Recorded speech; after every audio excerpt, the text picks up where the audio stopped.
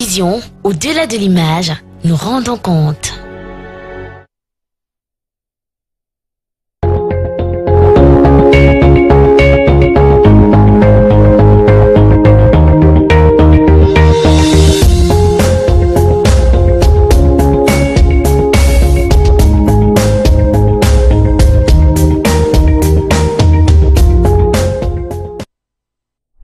Bonjour à tous, madame, messieurs, c'est la revue des grandes unes et édition sur Equinox Télévision avec nos invités déjà sur ce plateau qui vont commenter, analyser et même décrypter l'actualité telle que traitée par la presse. Mais qu'est-ce que la presse propose justement? C'est la question, mais découvrons avec la nouvelle expression qui s'intéresse au bureau du Sénat les options qui s'offrent RDPC, c'est le grand titre de ce numéro, alors que la session de plein droit s'ouvre ce jour à Yaoundé.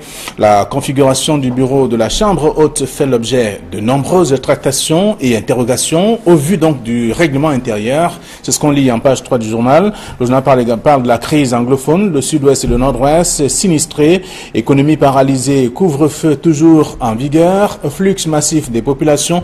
Les deux régions s'enfoncent petit à petit. C'est ce qu'on lit en page 4. Le journal parle également du port de Kribi, cacophonie et autour des indemnisations. Certains accusés donc disent oubliés dans le décret portant indemnisation des victimes de la construction même du barrage de Menveleux. C'est en page 7 du journal. Le journal parle de l'unité nationale. Le Social-Démocratique Front annonce le boycott du 20 mai.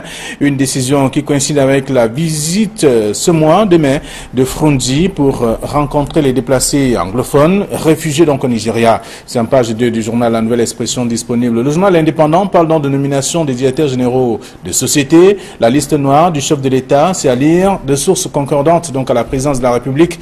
Le mauvais vent devait donc souffler sur certains directeurs généraux jeudi dernier, mais le chef de l'État aurait donc décidé de repousser la bourrasque, donc psychose chez les ordonnateurs véreux des crédits. C'est à lire en page 3 du journal. Le journal parle également de l'affaire Mida, fin des activités d'une galaxie occulte. C'est à lire en page 3 de ce numéro qui parle aussi du réconfort aux soldats, le ministre de la Défense au chevet des blessés de guerre. C'est en page 2 de ce journal indépendant. Mutation qui est dans les que ce matin parle du Sénat, l'hypothèse d'un président anglophone, c'est ce que dit le journal. On apprend tout cela dans le numéro, donc avec la session ordinaire du plein droit qui s'ouvre ce jour à la Chambre haute du Parlement. Deux analystes politiques croisent d'ailleurs le verbe sur l'éventualité de l'éviction donc de Niad Difendi à la tête donc, de cette structure, et mais donc au profit d'un ressortissant du nord-ouest ou à l'encore du sud-ouest. C'est à lire dans le journal ce matin, mutation qui est dans les kiosques. Le journal parle également de la guerre contre Boko Haram avec le mystère des écoles coraniques. C'est dans le journal en page 11 de ce numéro. Le quotidien de l'économie parle de toute autre chose, de ce que le Cameroun investit donc dans l'achat des armes chinoises. C'est à lire dans le journal. Le journal parle également de ce Cameroun, Congo et bien sûr République centrafricaine, ce qui sollicite le marché financier de la BEAC. C'est dans le journal disponible ce matin avec d'autres informations aussi. On parle donc du SIAC avec ce grand rendez-vous vers la création de l'ordre national des ingénieurs agronomes. C'est dans le même journal disponible ce matin. Info Matin parle de présidentiel avec la possible coalition SDF-MRC. C'est ce que dit le journal en page 3. Le même journal s'intéresse aux examens officiels de 2018. Nalova Lyonga et Bidongpat lancent les épreuves pratiques d'EPS dans la région du Sud. C'est ce qui est également contenu dans ce numéro. Et puis Cameroun Tribune, pour terminer, parle de la rentrée au Sénat. C'est ce qui est donc à la une de ce numéro. Et d'autres informations aussi concernant les grands chantiers donc de 2012-18 au Cameroun. Voilà ce que la presse propose, ce que nous avons reçu à notre rédaction.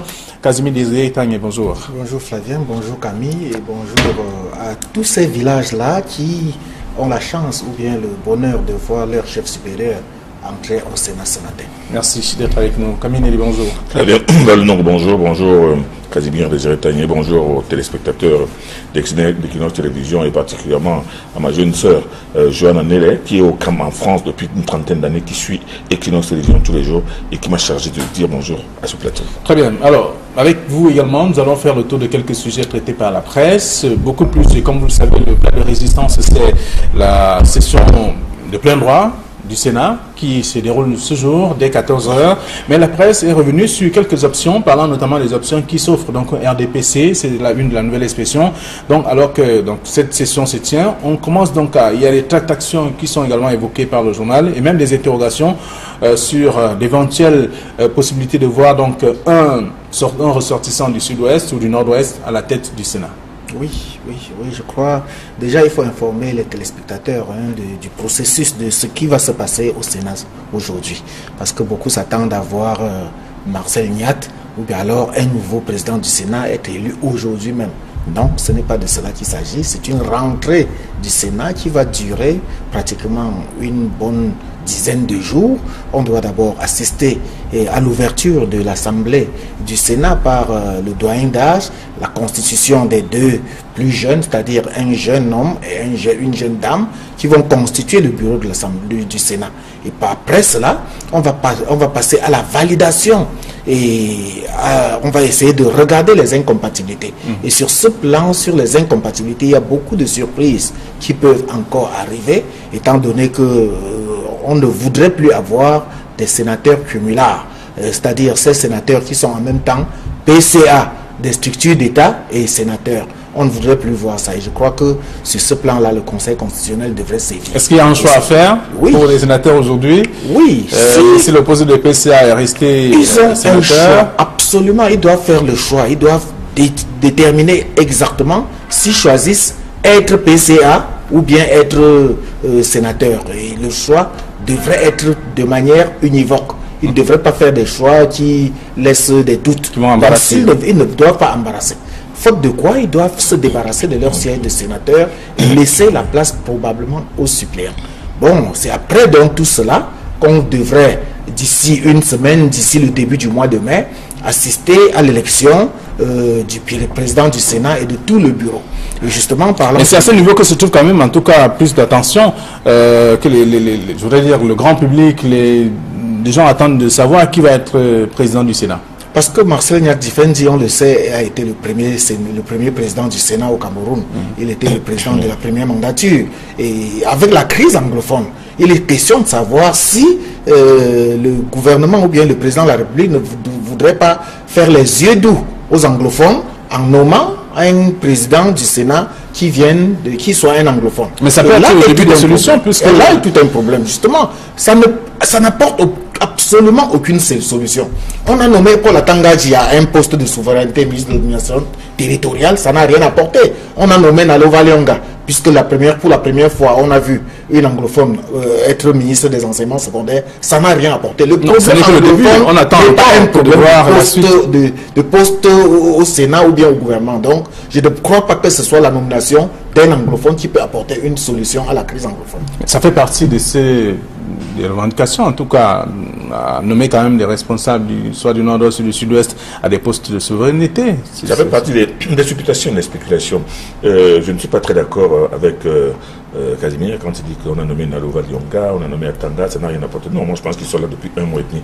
On ne peut pas, à moins qu'il n'ait une baguette magique, on ne peut pas s'attendre à ce qu'il fasse des choses tout de suite. Mais moi je pense qu'au Cameroun, ce n'est pas une question d'homme. Ce n'est pas un homme à la tête du Sénat, à la tête du Conseil constitutionnel, à la tête de l'Assemblée nationale, que cela va changer quoi que ce soit. Il y a toute une batterie de choses qu'il faut d'abord régler avant qu'on puisse parler de la résolution de ce qu'on appelle la crise anglophone. Parce que moi, j'ai toujours dit, Flavien Valonongo, on parle de crise anglophone, mais il n'y a pas que la crise anglophone. La crise anglophone est née des frustrations de nos compatriotes d'expression anglaise. Mais il y a maintenant le problème de la sécession qui n'est pas la crise anglophone. Ce n'est pas la crise anglophone. C'est la crise sécessionniste. Moi, je pense qu'il faut dissocier les deux.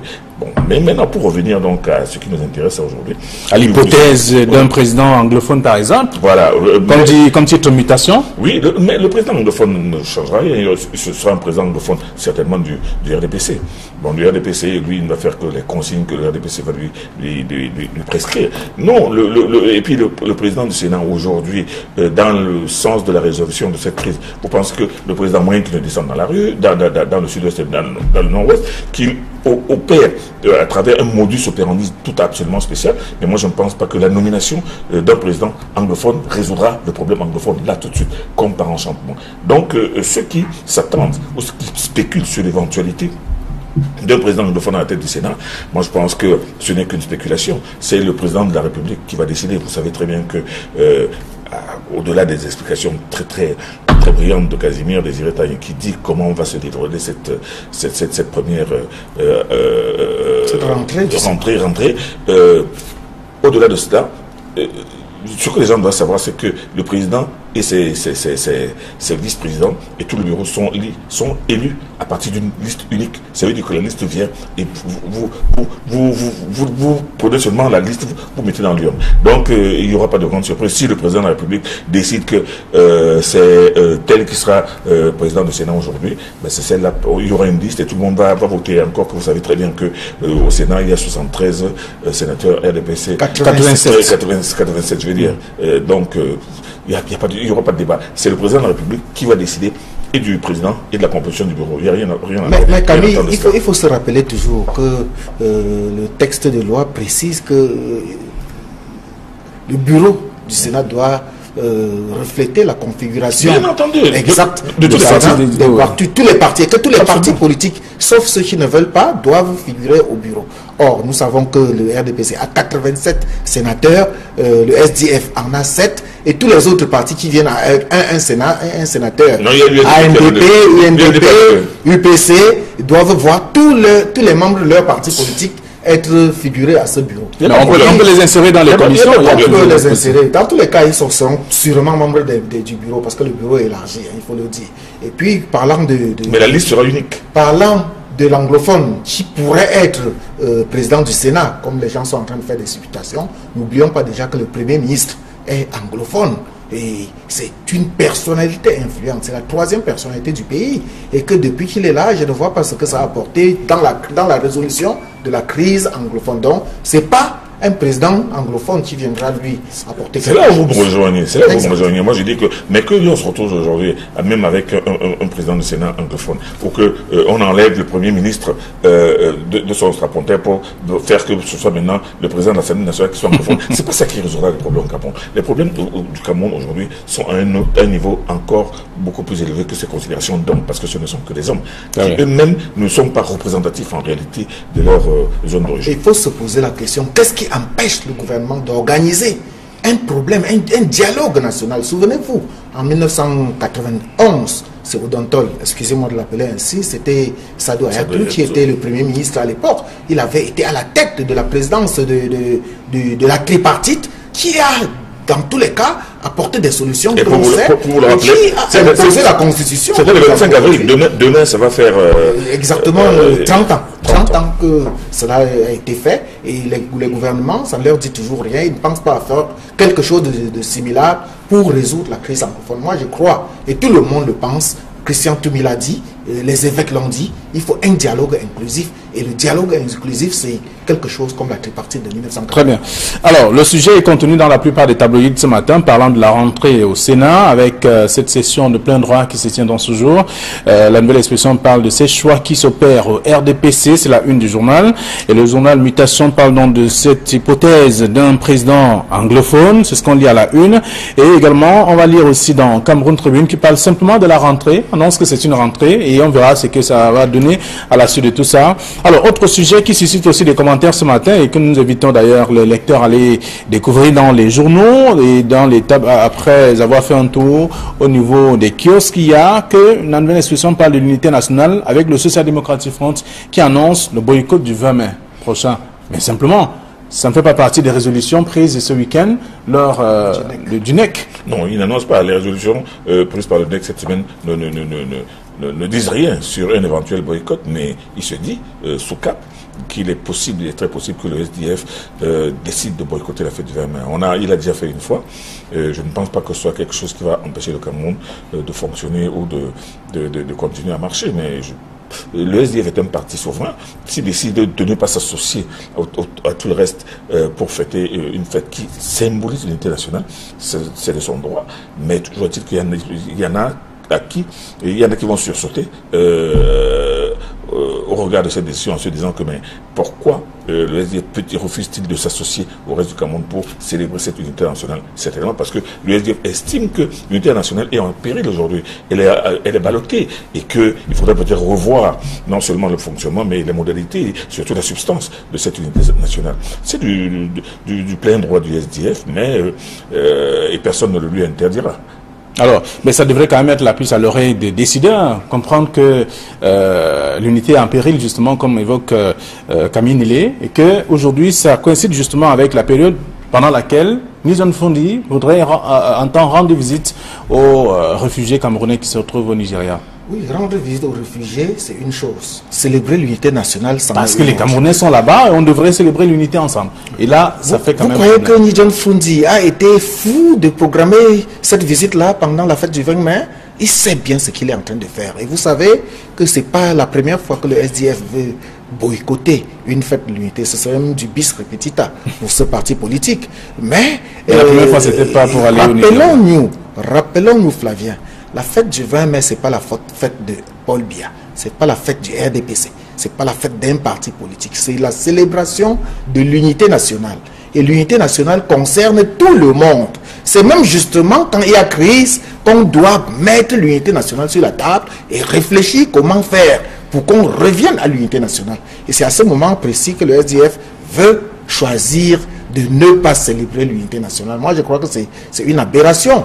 Et le SDF doit se souvenir que le boycott n'a jamais payé. Si le Cameroun souffre peut-être, ceux qui auraient voulu voir un certain changement, s'ils souffrent encore jusqu'aujourd'hui, c'est parce qu'en 1992, le SDF avait boycotté l'élection législative. Et le SDF en a fait autant à l'Assemblée nationale qui vient de s'achever. On a assisté à plusieurs boycotts de l'Assemblée par le SDF. Ça n'a absolument rien produit. Moi, je crois que c'est une attitude contre-productive. Il faut manifester, il faut sortir, il faut aller sur la place publique, il faut utiliser le jour de l'unité nationale, la journée de fête, pour manifester, pour poser ses désirata sur la table et que l'on sache qu'il y a vraiment un problème d'unité nationale. C'est pas en boycottant, c'est pas en faisant la politique de la chaise vide qu'on va savoir qu'il y a un problème. En tout cas, ça reste encore dans les, c'est pas dans l'instance, en tout cas les instances de décision de ce parti politique, mais ce sont quelques militants de haut niveau quand même qui l'évoquent,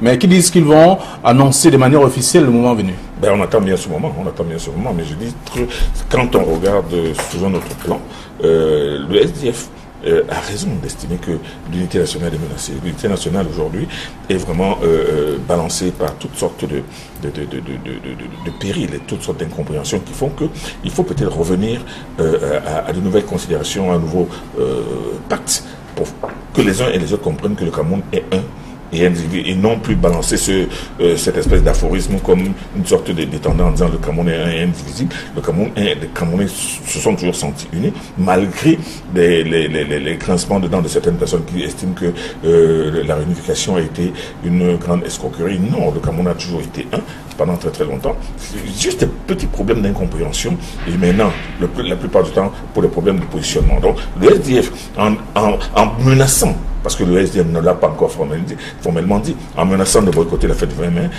il tient peut-être à faire comprendre que il faut que les gens réalisent aujourd'hui, plus qu'hier, que l'unité nationale est vraiment menacée au Cameroun. La preuve. Très bien.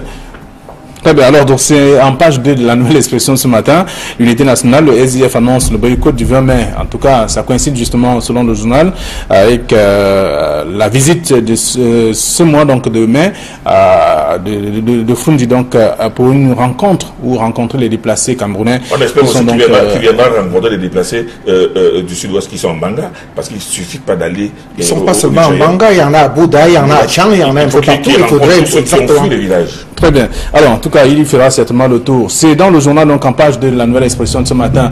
Autre sujet qui suscite également des commentaires, c'est celui que propose Info Matin, parlant de la présidentielle avec cette possible coalition SDF, MRC. Oui, c'est une éventualité. C'est une éventualité. Voir le candidat du SDF, qui n'est autre que Joshua aussi, et le candidat du MRC, qui est Maurice Kamto, faire une coalition en vue d'aller vers la candidature, vers la mastodonte qu'est Paul Biya, serait une bonne chose. Mais il faudrait que les uns et les autres arrêtent leurs égos surdimensionnés pour revenir sur terre. Parce que je ne sais pas qui de Joshua aussi et de Maurice Kamto accepterait de descendre de son piédestal pour laisser la place à l'autre. Et c'est à ce niveau justement que se trouve souvent le problème. C'est justement là où il y a le problème. Et de l'autre côté, où est-ce qu'ils ont laissé Maître Akeremouna dans tout ça? Parce que jusqu'à maintenant, les grandes figures de l'opposition candidats à l'élection présidentielle, c'est les trois. Akeremouna, Joshua aussi et le MRC. Et Maurice Kamto du MRC. Ils ont laissé Joshua aussi, Akeremouna où? Dans cette coalition. Je crois qu'il faudrait donc qu'ils essaient de ratisser un peu plus large. Parce que dans tous les cas, le souhait des Camerounais ou bien de l'opposition, c'est de voir un candidat unique face à Paul Biya. Or, depuis 1992, où il y a eu l'élection plurielle au Cameroun, il y a toujours ce problème de candidature unique. Et Dam Dioya ne le laissera pas faire, bon, je suis sûr. Ni Bello Bouba, Maïgari ne le laisserait pas faire. Il y a plein de candidats qui pourraient être là pour jouer les troubles faits et empêcher la candidature unique de l'opposition. Donc, je conseille à nos deux protagonistes d'essayer de ratisser large, de lorgner également du côté de Dam Dioya, du côté de Bello Bouba Maïgari, et surtout essayer de fusionner avec Maître Akeremouna, sinon ce serait pratiquement du bluff. En tout cas, la presse annonce cette rencontre, et la presse pourrait également annoncer une autre rencontre, c'est-à-dire SDF, UNDP ou encore SDF avec un autre parti politique. Mais les deux partis quand même, le MRC et le SDF ensemble, ça peut donner quelque chose. Non, mais ne comptez pas sur l'UNDP. L'UNDP est un parti allié au RDPC. Donc, ne mettez pas l'UNDP là-dedans. Non, ce que je veux dire, c'est que même si si les partis que vous venez de citer réussissaient une coalition en ne présentant qu'un seul candidat, il ne peut pas y avoir de candidat unique contre Paul Biya, face à Paul Biya au Cameroun. C'est pas possible. C'est impossible, c'est impensable même. Parce que quand bien même ils réussiraient à se mettre d'accord, ce qui relève même tout simplement de l'acrobatie intellectuelle, vous imaginez bien que tous les autres candidats qui vont se présenter et ceux qui ont été financés par le régime eux-mêmes pour faire diversion et ceux qui savent très bien qu'ils n'ont pas de chance mais il faut qu'ils participent parce qu'ils savent très bien qu'il y a une petite cagnotte. Non, il n'y aura pas de candidature unique face à Paul Biya. Mais ce que je suis en train de dire aujourd'hui, quand on présente la probable ou l'hypothétique coalition Joshua aussi et Kamto, moi je ne sais pas ce qu'elle pourra vraiment réellement donner. Vous savez, le SDF, lors de la dernière élection présidentielle, quel est le parti qui a dépassé 2%, qui a même dépassé 1%? Aucun d'eux. Pourquoi? Parce que vous savez très bien que les règles et le code électoral lui-même est corseté de telle manière qu'aucun parti ne peut réellement battre visiblement et de façon pertinente Paul Biya. Bon, aujourd'hui les gens s'essayent à créer des alliances factices en faisant croire qu'ils ne peuvent pas Paul Biya. Je vous ai dit que l'année dernière... Alors vous mettez ça dans le jeu politique? C'est le jeu politique, c'est le jeu politique. C'est-à-dire que dans la réalité sociologique ou sociopolitique aujourd'hui au Cameroun, réellement, vous savez très bien que c'est une élection qui est gagnée d'avance. Regardez, je vous avais dit il y a quelque temps que, d'après une analyse très très pertinente, pour la dernière élection législative, il y avait 85 circonscriptions électorales. Le RDPC, le parti qui était... Le RDPC était représenté dans les 85 circonscriptions. Le parti qui était le plus représenté, c'était l'UNDP, dans 32 circonscriptions, suivi du SDF dans 31 circonscriptions. Ça veut dire quoi? Ça veut dire que le RDPC était présent dans 50 circonscriptions où il était tout seul. Ça va être pareil pour la présidentielle. Il y a des circonscriptions où il n'y aura pas de candidat face à Paul Biya. Donc moi je vous dis tout simplement que c'est de coalition que l'on est en train de vous fabriquer sur le papier en vous faisant croire que non, avec ça on va battre Paul Biya. Non. Alors vous ne croyez pas à un changement quand même? Non, le changement lui-même, il est absolument... Au niveau de l'opposition, bien sûr. Au niveau de l'opposition, mais l'opposition, c'est chacun qui rêve de devenir calife à la place du calife. C'est chacun qui rêve de devenir à la place du Paul Biya. Seulement, est-ce réalisable avec les réalités du terrain, avec les réalités du code électoral, avec les réalités même anthropologiques? Non, pour le moment, moi je pense que il y aura une élection présidentielle comme les autres, mais seulement cette élection, on connaît déjà le vainqueur en réalité. Très bien, alors que présidentielle, la possible coalition SDF-MRC, c'est à la une du journal L'Info Matin de ce matin. Alors le journal indépendant revient encore sur l'affaire Mida, fin des activités d'une galaxie occulte, c'est ce que dit le journal. Alors on a vu également dans le journal qu'on a demandé, en tout cas à ces derniers, de rembourser l'argent collecté auprès des jeunes, à ces jeunes-là. On n'a pas demandé à la Mida qu'il faut dire mission d'intégration et de développement de l'Afrique, on ne leur a pas demandé de rembourser. Mais le communiqué de Issa Chioma au nom du gouvernement est clair et précis. Le gouvernement s'engage à tout faire, tout mettre en œuvre pour rembourser. Non, pour que les jeunes soient remboursés. Bon, c'est ça le problème. C'est ça, c'est justement là où il y a l'ambiguïté. C'est le gouvernement qui doit rembourser ou bien c'est la BIDA qui doit rembourser. Dans tous les cas, nous constatons que les pouvoirs publics, pour une fois, ont toujours fait dans la réaction. Ils n'agissent pas, ils réagissent. Et tout le temps, c'est toujours comme cela. Pourquoi est-ce qu'ils ont laissé prospérer la Midati, si mes souvenirs sont exacts, sont installés au Cameroun depuis pratiquement 2012. Pourquoi c'est aujourd'hui qu'ils réagissent? Et c'est depuis l'année dernière que la MIDA essaie de récolter de l'argent. C'est-à-dire, vous donnez 12 000 francs et on vous remet 70 000 francs. Lorsque vous avez donné 1 200 000, on vous donne une bagatelle de 7. C'est-à-dire, vous devez multiplier votre mise par 7. Et c'est ainsi que la MIDA a pu engranger beaucoup de milliards de francs CFA au vu et au su de tout le monde. Pour qu'un grand matin, le préfet du Fundi se réveille et interdise. Et le préfet s'est réveillé justement parce qu'il y avait un antagonisme entre lui et son premier adjoint. Le premier adjoint qui régulièrement a signé toutes les autorisations à la MIDA et le préfet qui s'en opposait. C'est là où est né le problème. C'est ce que les gens ne veulent pas savoir. Les gens ne veulent pas également dire qu'en 2012, le ministère de la Justice avait écrit à la MIDA pour lui dire de se rapprocher des cours, des tribunaux, des procureurs généraux pour exercer. On ne le dit pas. C'est aujourd'hui, on est surpris tout un matin. On se lève un matin, on dit que la MIDA est une association illégale, inconnue, c'est une secte et c'est tout.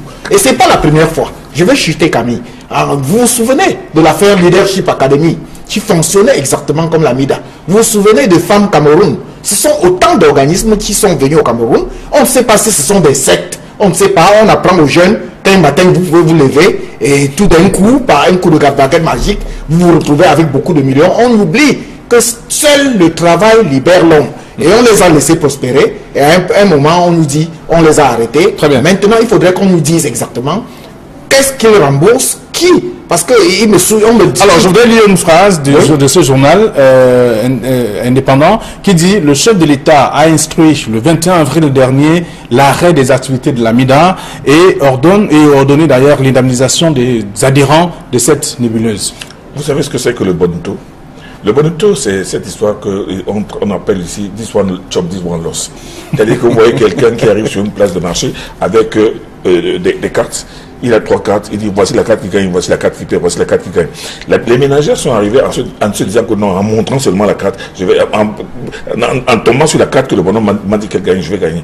Et vous connaissez le nombre de ménagères qui sont rentrés sans un seul rond. Et c'est ce qui s'est passé avec la MIDA. La MIDA est venue, c'est une sorte de dans une situation de paupérisation, mais vous savez, de manque d'emploi. Vous savez très bien que c'est dans les situations justement de crise que les entreprises mafieuses fonctionnent. Vous savez très bien que c'est pendant la Grande Dépression aux États-Unis que les casinos de Las Vegas ont prospéré aux États-Unis. Donc, ne soyez pas surpris. Aussi bien la MIDA, aussi bien Femmes Cameroun, aussi bien Leadership Academy. Mais il y en a un qu'on oublie, c'est le PAIC, parce qu'on va en parler aussi dans quelques temps. Voilà donc des organismes sortis de nulle part qui sont beaucoup plus des sectes mafieuses que de véritables... Mais à la clé, est-ce que ça aide? Ça n'aide personne. C'est un jeu de bonneto que l'on donne l'impression d'avoir découvert aujourd'hui. Alors qu'en réalité, moi je peux vous le dire, il y a beaucoup de services de renseignement qui ont écrit à la hiérarchie pour dire de ce métier de prendre des mesures contre cette entreprise. Aujourd'hui qu'elle est tombée, c'est là que les langues commencent à se délier. Le PAIC, j'ai noté bien ce nom, PAIC, vous allez en entendre parler dans quelques temps. Voilà aussi une autre opération de bonneto qui fonctionne tranquillement, vu aussi tout le monde, qui escroque les gens et que les autorités prennent pour quelque chose de sérieux, alors que c'est quelque chose qui n'est pas catholique du tout. Merci à vous, chers messieurs. Je pense que la suite, c'est dans les kiosques que vous aurez donc la possibilité d'aller vous procurer ces différents journaux et être au parfum de l'actualité. Bon retour à vos différentes rédactions. Madame, monsieur, merci de rester sur Equinox. C'était la revue des Grandes Unes.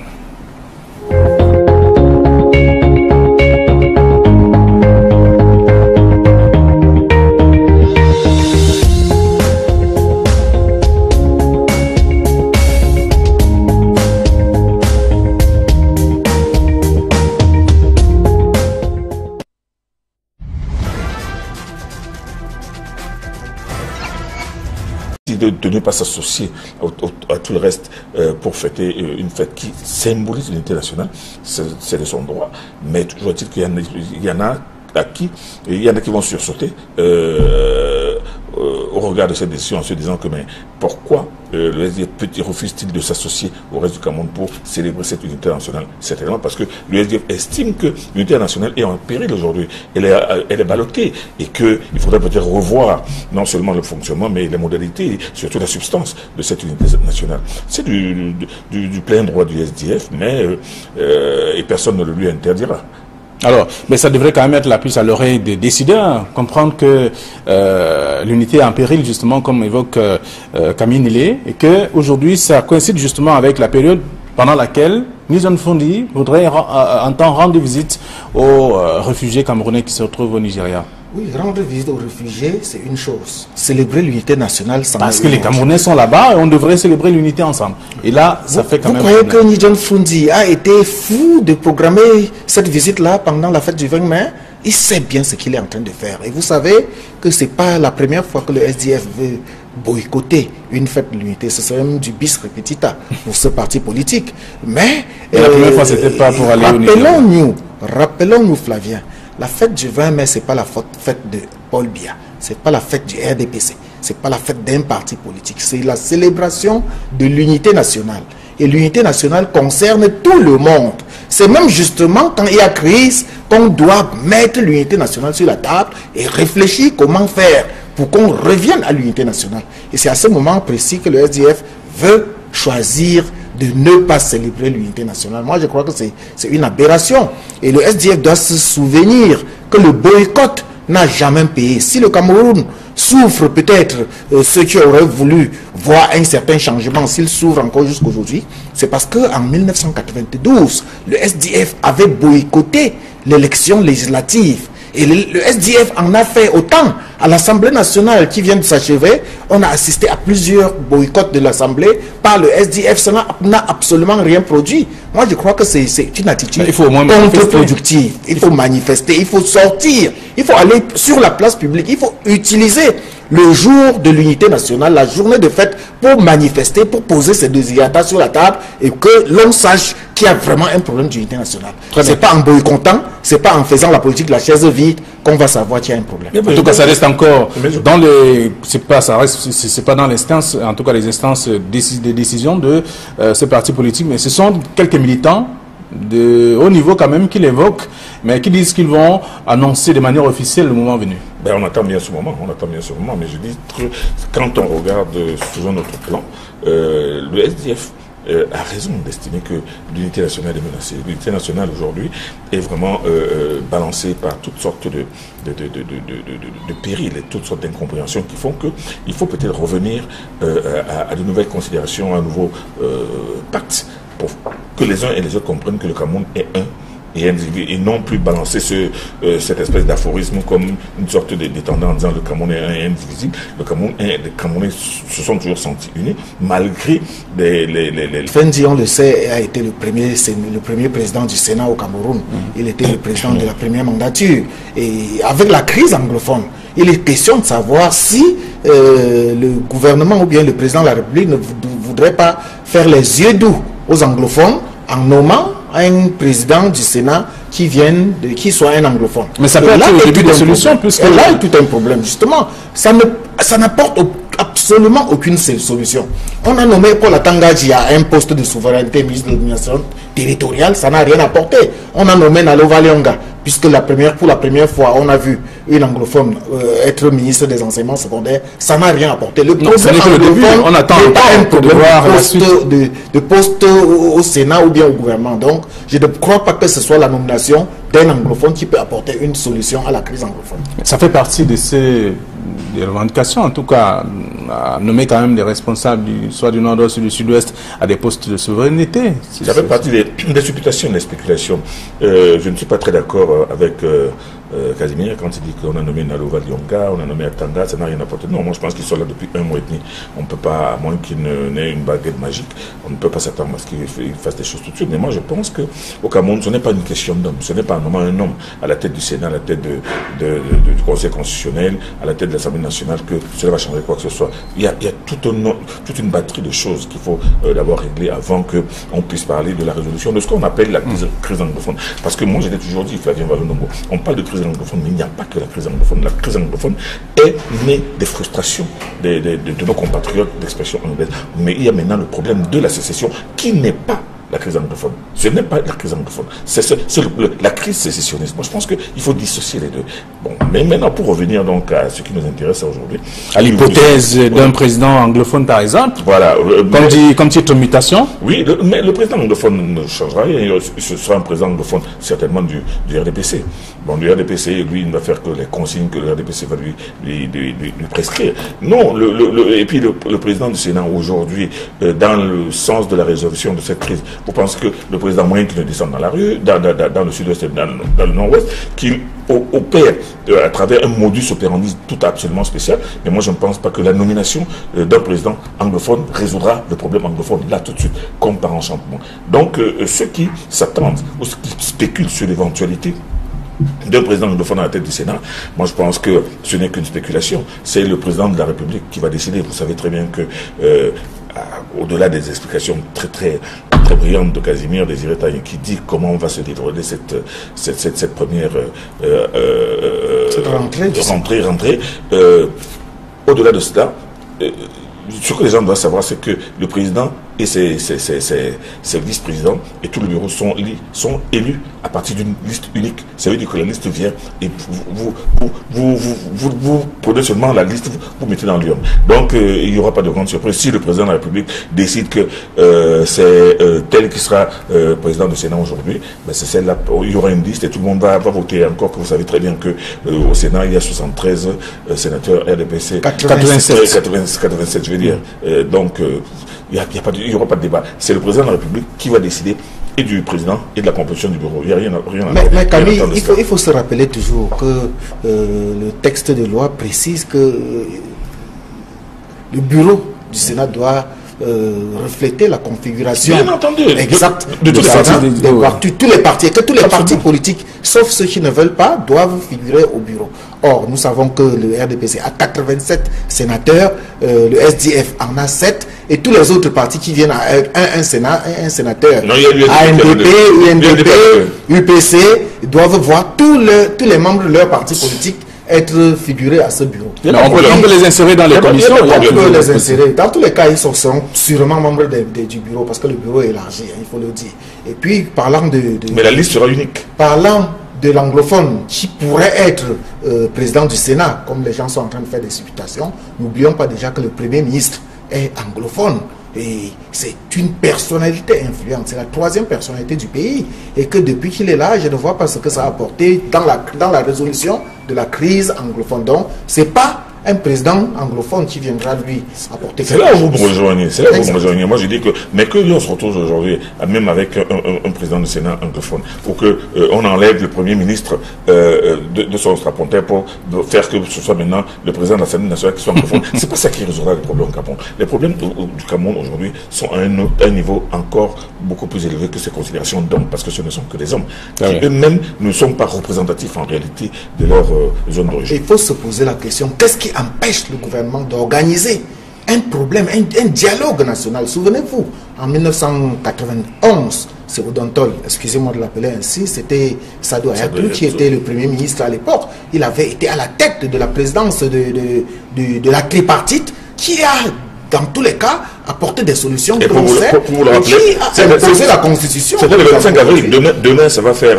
exactement 30 ans. 30 ans que cela a été fait. Et les gouvernements, ça ne leur dit toujours rien. Ils ne pensent pas à faire quelque chose de similaire pour résoudre la crise anglophone. Moi, je crois, et tout le monde le pense, Christian Toumi l'a dit, les évêques l'ont dit, il faut un dialogue inclusif. Et le dialogue inclusif, c'est quelque chose comme la tripartite de 1940. Très bien. Alors, le sujet est contenu dans la plupart des tabloïds ce matin, parlant de la rentrée au Sénat, avec cette session de plein droit qui se tient dans ce jour. La nouvelle expression parle de ces choix qui s'opèrent au RDPC, c'est la une du journal. Et le journal Mutation parle donc de cette hypothèse d'un président anglophone, c'est ce qu'on lit à la une. Et également, on va lire aussi dans Cameroun Tribune qui parle simplement de la rentrée, annonce que c'est une rentrée, et on verra ce que ça va donner à la suite de tout ça. Alors, autre sujet qui suscite aussi des commentaires ce matin et que nous invitons d'ailleurs les lecteurs à aller découvrir dans les journaux et dans les tables après avoir fait un tour au niveau des kiosques, il y a que la nouvelle expression parle de l'unité nationale avec le Social Democratic Front qui annonce le boycott du 20 mai prochain. Mais simplement, ça ne fait pas partie des résolutions prises ce week-end lors du NEC. Non, il n'annonce pas. Les résolutions prises par le NEC cette semaine ne disent rien sur un éventuel boycott, mais il se dit, sous cap, qu'il est possible, il est très possible que le SDF décide de boycotter la fête du 20 mai. Il a déjà fait une fois. Je ne pense pas que ce soit quelque chose qui va empêcher le Cameroun de fonctionner ou de continuer à marcher, mais le SDF est un parti souverain. Vision, au-delà de l'image, nous rendons compte.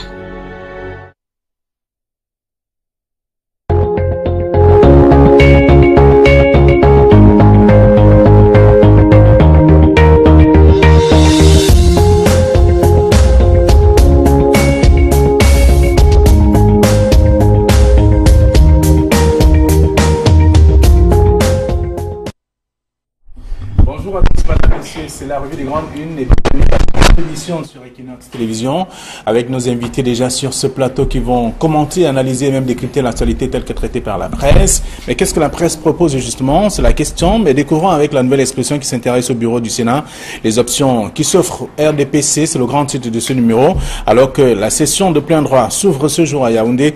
La configuration du bureau de la Chambre haute fait l'objet de nombreuses tractations et interrogations au vu donc du règlement intérieur. C'est ce qu'on lit en page 3 du journal. Le journal parle de la crise anglophone, le sud-ouest et le nord-ouest sinistrés, économie paralysée, couvre-feu toujours en vigueur, flux massif des populations. Les deux régions s'enfoncent petit à petit. C'est ce qu'on lit en page 4. Le journal parle également du port de Kribi, cacophonie et autour des indemnisations. Certains accusés donc disent oubliés dans le décret portant indemnisation des victimes de la construction même du barrage de Meveleux. C'est en page 7 du journal. Le journal parle de l'unité nationale. Le Social Democratic Front annonce le boycott du 20 mai, une décision qui coïncide avec la visite ce mois de mai de Frunzi pour rencontrer les déplacés anglophones, réfugiés donc au Nigeria. C'est en page 2 du journal La Nouvelle Expression disponible. Le journal Indépendant parle donc de nomination des directeurs généraux de sociétés. La liste noire du chef de l'État, c'est à lire de sources concordantes donc à la présidence de la République. Le mauvais vent devait donc souffler sur certains directeurs généraux jeudi dernier, mais le chef de l'État aurait donc décidé de repousser la bourrasque, donc psychose chez les ordonnateurs véreux des crédits. C'est à lire en page 3 du journal. Le journal parle également de l'affaire Mida, fin des activités d'une galaxie occulte. C'est à lire en page 3 de ce numéro, qui parle aussi du reconfort aux soldats, le ministre de la Défense au chevet des blessés de guerre. C'est en page 2 de ce journal indépendant. Mutation qui est dans les kiosques ce matin parle du Sénat, l'hypothèse d'un président anglophone, c'est ce que dit le journal. On apprend tout cela dans le numéro, donc avec la session ordinaire du plein droit qui s'ouvre ce jour à la Chambre haute du Parlement. Deux analystes politiques croisent d'ailleurs le verbe sur l'éventualité de l'éviction donc de Nian Difendi à la tête donc de cette structure, et mais donc au profit d'un ressortissant du nord-ouest ou encore du sud-ouest. C'est à lire dans le journal ce matin. Mutation qui est dans les kiosques. Le journal parle également de la guerre contre Boko Haram avec le mystère des écoles coraniques. C'est dans le journal en page 11 de ce numéro. Le quotidien de l'économie parle de toute autre chose, de ce que le Cameroun investit donc dans l'achat des armes chinoises. C'est à lire dans le journal. Le journal parle également de ce Cameroun, Congo et bien sûr République centrafricaine, ce qui sollicite le marché financier de la BEAC. C'est dans le journal disponible ce matin avec d'autres informations aussi. On parle donc du SIAC avec ce grand rendez-vous vers la création président de l'Ordre national des ingénieurs agronomes. C'est dans le même journal disponible ce matin. Info Matin parle de présidentiel avec la possible coalition SDF-MRC. C'est ce que dit le journal en page 3. Le même journal s'intéresse aux examens officiels de 2018. Nalouva Lyonga et Bidongpat lancent les épreuves pratiques DPS dans la région du Sud. C'est ce qui est également contenu dans ce numéro. Et puis Cameroun Tribune, pour terminer, parle de la rentrée au Sénat. C'est ce qui est donc à la une de ce numéro. Et d'autres informations aussi concernant les grands chantiers donc de 2012-18 au Cameroun. Voilà ce que la presse propose, ce que nous avons reçu à notre rédaction. Casimir Désiré Tang, bonjour. Bonjour Flavien, bonjour Camille et bonjour à tous ces villages-là qui ont la chance ou bien le bonheur de voir leur chef supérieur entrer au Sénat ce matin. Merci d'être avec nous. Camille Nelly, bonjour. Très bien. Bonjour. Casimir Désiré Tagné, bonjour aux téléspectateurs d'Equinox Télévision et particulièrement à ma jeune sœur Johanna Nellet qui est en France depuis une trentaine d'années, qui suit Equinox Télévision tous les jours et qui m'a chargé de dire bonjour à ce plateau. Très bien. Alors, avec vous également, nous allons faire le tour de quelques sujets traités par la presse. Beaucoup plus, et comme vous le savez, le plat de résistance, c'est la session de plein droit du Sénat qui se déroule ce jour dès 14h, mais la presse est revenue sur quelques options, parlant notamment des options qui s'offrent donc au RDPC, c'est une de la nouvelle expression. Donc alors que cette session se tient, on commence donc il y a des tractations qui sont également évoquées par le journal et même des interrogations sur d'éventuelles possibilités de voir donc un ressortissant du Sud-Ouest ou du Nord-Ouest à la tête du Sénat. Oui, je crois. Déjà, il faut informer les téléspectateurs du processus de ce qui va se passer au Sénat aujourd'hui. Parce que beaucoup s'attendent à voir Marcel Niat ou bien alors un nouveau président du Sénat être élu aujourd'hui même. Non, ce n'est pas de cela qu'il s'agit. C'est une rentrée du Sénat qui va durer pratiquement une bonne dizaine de jours. On doit d'abord assister à l'ouverture de l'Assemblée du Sénat par le doyen d'âge, la constitution des deux plus jeunes, c'est-à-dire un jeune homme et une jeune dame qui vont constituer le bureau de l'Assemblée du Sénat. Et après cela, on va passer à la validation et on va essayer de regarder les incompatibilités. Et sur ce plan, sur les incompatibilités, il y a beaucoup de surprises qui peuvent encore arriver, étant donné que on ne voudrait plus avoir des sénateurs cumulards, c'est-à-dire ces sénateurs qui sont en même temps PCA des structures d'État et sénateurs. On ne voudrait plus voir ça. Et je crois que sur ce plan-là, le Conseil constitutionnel devrait sévir. Est-ce qu'il y a un choix à faire pour les sénateurs aujourd'hui? Oui. Si l'opposé de PCA est resté ils ont un choix, absolument. Ils doivent faire le choix. Ils doivent déterminer exactement s'ils choisissent être PCA ou bien être sénateur. Et le choix devrait être de manière univoque. Ils ne devraient pas faire des choix qui laissent des doutes. Ils ne doivent pas embarrasser. Faute de quoi, ils doivent se débarrasser de leur siège de sénateur et laisser la place probablement aux suppléants. Bon, c'est après donc tout cela qu'on devrait, d'ici une semaine, d'ici le début du mois de mai, assister à l'élection du président du Sénat et de tout le bureau. Et justement, parlant... Et c'est à ce niveau que se trouve quand même, en tout cas, plus d'attention que je voudrais dire, le grand public, les gens attendent de savoir qui va être président du Sénat. Parce que Marcel Niat